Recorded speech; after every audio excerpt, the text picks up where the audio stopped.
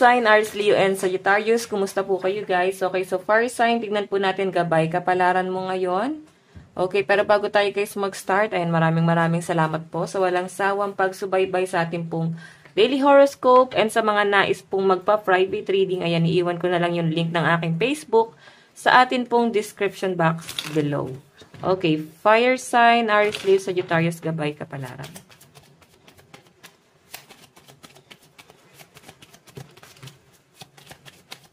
Last one card.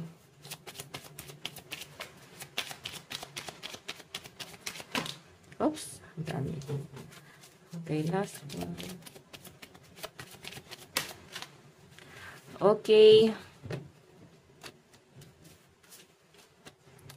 Yung iba sa inyo guys, meron dito parang hindi mo maintindihan, parang maaring maguguluhan ka ngayon, maaring sa communication, sa transaction, pwedeng sa pamamalakad. Ayan, yun yung pinapakita sa akin guys, maguguluhan ka. Pwedeng meron kang pipil-upan ng mga paperworks ngayon and maaring maguguluhan ka sa mga instruction. May nakikita rin ako sa mga fire sign dito, parang meron kayong gusto na mangyari. I think parang closure to guys. Kasi parang nandun na kayo sa point na naguguluhan ka eh. Gusto mo guys ng malinaw na usapan, maliwanagan bakit ganun yung nagiging sistema, the mountain.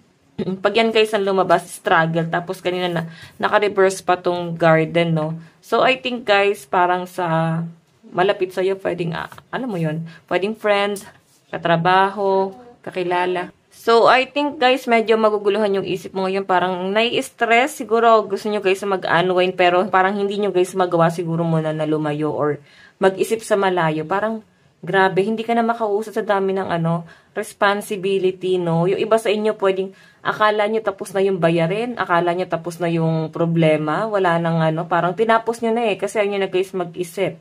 Pero I think guys, parang, alam mo yan, may dumarating pa guys na bagong alalahanin.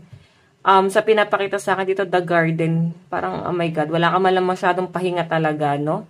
Nakikita ko na maaaring ilang araw na rin wala masyadong tulog ang mga fire sign. Wala kayong maayos na tulog, guys. Parang puro stress. Parang, sa pinapakita sa akin, fire sign, parang frustrated ka sa isang sitwasyon. Okay, o pwedeng naboboard ka. Gusto mo guys mag-relocate? Gusto niyo na guys umalis muna? Huminga muna sa malayo. Ganun yung pinapakita sa akin na energy rito. Okay?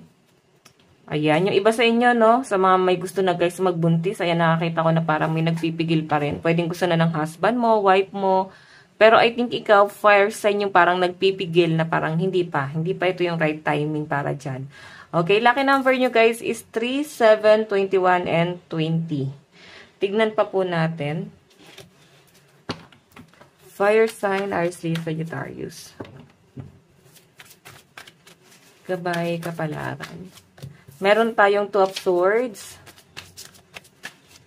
Meron tayong 4 of Pentacles. Okay, Knight of Cups. And the Emperor. Okay. So, fire sign, sa malinaw na pinapakita sa akin dito, mas lumalakas yung intuition mo, guys. Ayan, may calling, no? Maring nararamdaman nyo na may kakaiba talagang nangyayari. So, I think, guys, itong calling na dumarating sa inyo is maaaring manggagaling sa ibang tao. Offer, no? Pero I think parang gusto nyo guys lumaban sa sarili nyo. Parang ang nangyayari kasi fire sign dito, gusto nyo lang guys makatulong. Pwedeng gusto nyo munang makatulong muna sa iba. Then ayaw nyo muna guys tumanggap ng tulong galing sa ibang tao muna.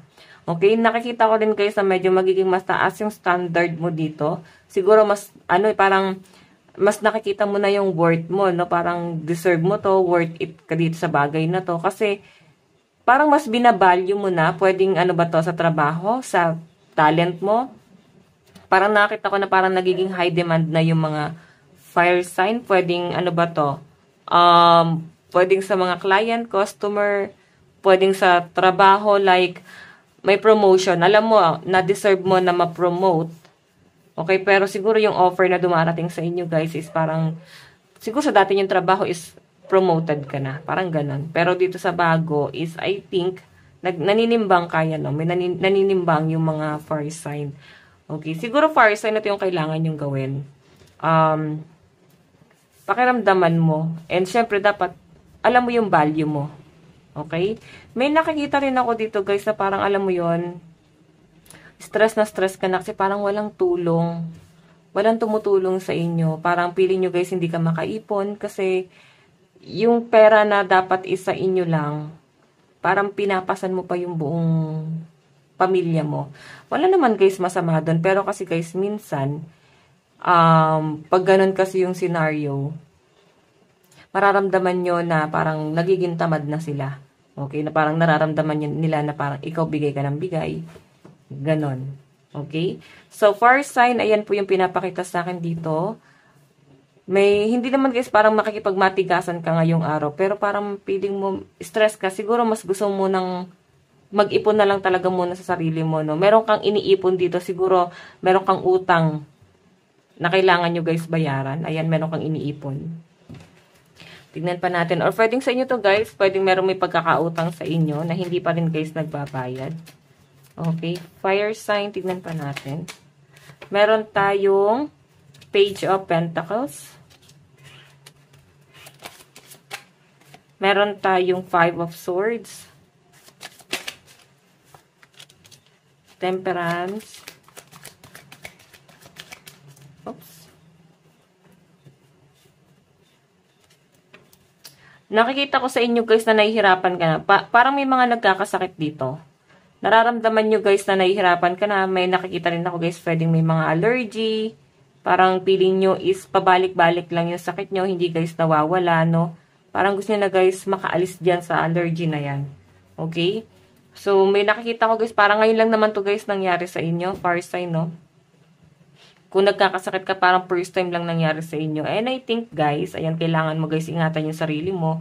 Kailangan, syempre, malinis ka din. Like, di ba, mas magiging conscious ka sa health and sa hygiene mo. Baka yun yung mas kailangan. Okay, so, fire sign, kung makikita nyo, Two of Swords, tapos yung under nyo is Page of Pentacles. Siguro nahihirapan kayo mag-adjust ngayon sa pera nyo.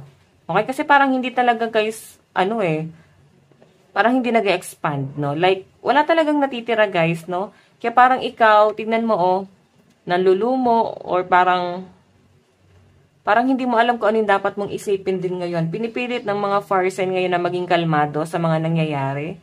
Okay? So, fire sign, meron na tayong Four of Swords. Ito nga, meron nga ako nakitang utang dito, or pwedeng meron kayong kailangan bayaran. Ayan, yan yung iniisip ng mga fire sign dito, no? Yung mga bayarin nila monthly. And meron tayo, guys, Knight of Cups and Temperance. May pag-a-adjust.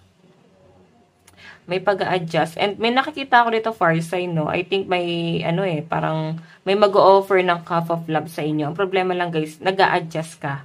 Okay? Parang hindi mo alam kung tatanggapin mo ba yung cup of love nitong taong to.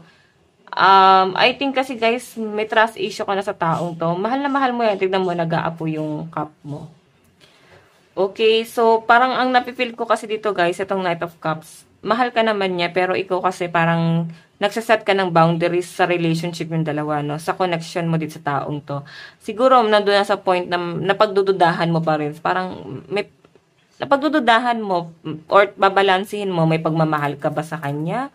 Or baka meron ka lang kino-consider kung bakit, guys, gusto mong magstay. Okay, meron tayo, guys, ito, Ten of Wands and the Emperor. So, I think ngayong araw, medyo meron kang mabigat na mabibitawan. Okay, mabibitawan, hindi, guys, gamit, no? I think, parang, kailangan nyo, guys, limitahan yung pananalita nyo ngayong araw kasi pwedeng may mga taong madidisappoint, lalo na yung mga insensitive na hindi, guys, kayang, alam nyo yun, hindi nila, guys, kayang sabayan yung, alam mo yan, yung vibes mo. Okay? So, fire sign, ikaw yung kailangan mag-adjust dito kung medyo insensitive ka. Okay? Tignan pa natin fire sign, Aries, Leo, Sagittarius advice. Meron tayong, your inner world is safe, embracing all your emotion to create a state of flow. Okay, so fire sign, ito lang po ang inyong reading. Maraming salamat po. Bye-bye.